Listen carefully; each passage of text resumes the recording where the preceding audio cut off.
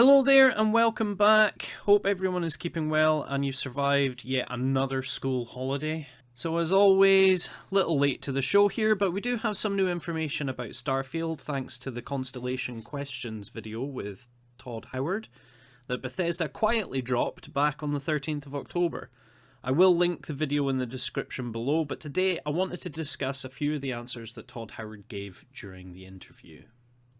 Is Starfield considered a hard sci-fi? I never quite know, because that's always what do they think it is if you say yes or no.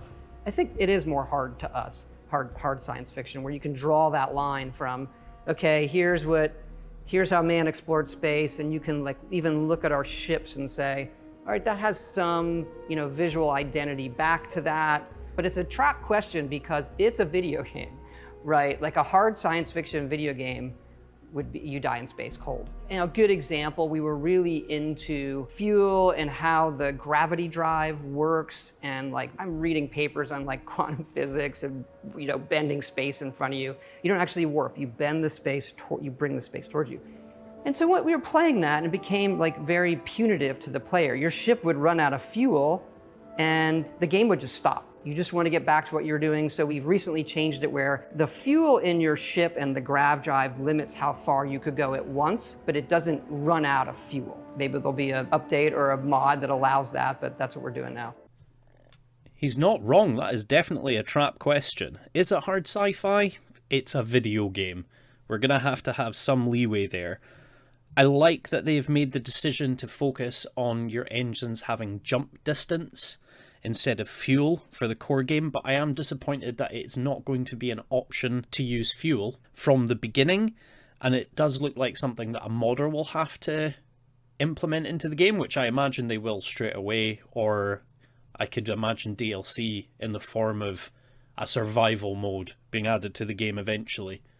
Constellation members are excited about the character customization and the traits in the game. Can you talk more about what players will experience with the traits? I love our trait list, it's super fun, but each one obviously comes with some sort of negative as well, and we have a way in the game, kind of an activity or quest you can do to remove that trait, as opposed to, don't like my character, I want to start over. Each of them are something that you can solve that removes the entire trait for the rest of your playthrough. I will admit I'm really liking this, the ability to remove or modify traits in-game via a quest system.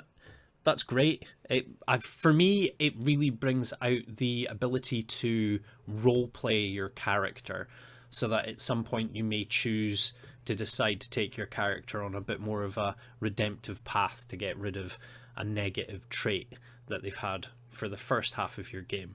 I think that's something that, because it gives the player a choice, is always a good thing. Although I do hope when Conrad shows up, we have a few more ways of dealing with him this time. Our last question, we have speech checks and dialogue that reflect your character build. Do you want to expand upon that at all? Yeah, look, we've done a lot of different dialogue systems. We've gone back to kind of I'll call it a classic Bethesda style dialogue with, you're looking at the character and how they emote. You have a series of choices there. The scope of the game, the amount of content we're making, is a bit more than we've done before in terms of quests and things like that, but the depth in some of this stuff with the dialogue. We just passed 250,000 lines. And so that's a lot of dialogue, but we've gone through it and the impact is really there. And that includes my favorite speech persuasion system. You're not talking us out of this score. It feels like it's part of the dialogue, but you're spending points to persuade them. You willing to give up the ship? Just like that? It feels natural, not like I've entered some other mode where I'm not doing regular dialogue. It's just I'm in this mode of persuading you to get what I want. Okay, so this is the first time I've seen something that really doesn't sit well with me or inspire confidence in how it will work, especially with us having a silent protagonist. To be honest, I genuinely thought there would be more options to choose from, or at least having the ability to represent our character being either angry, calm, sarcastic. Different responses for different play styles. This kind of persuasion chart, it just kind of reminds me of something maybe my son threw together and just went, here's green, yellow, red, good, bad, and ugly. It just falls flat for me. I just thought our characters having no voice, we'd have a bit more say over how our character's personality developed. Considering how much they seem to have put into traits and skills, I really feel that this is something that they need to look at more. Replayability is something that I think Starfield is going to need to continue being a fantastic game in the future, and I just don't see this dialogue path helping it. So there we go, a little update that didn't give away too much and showed some things I liked and some I didn't like.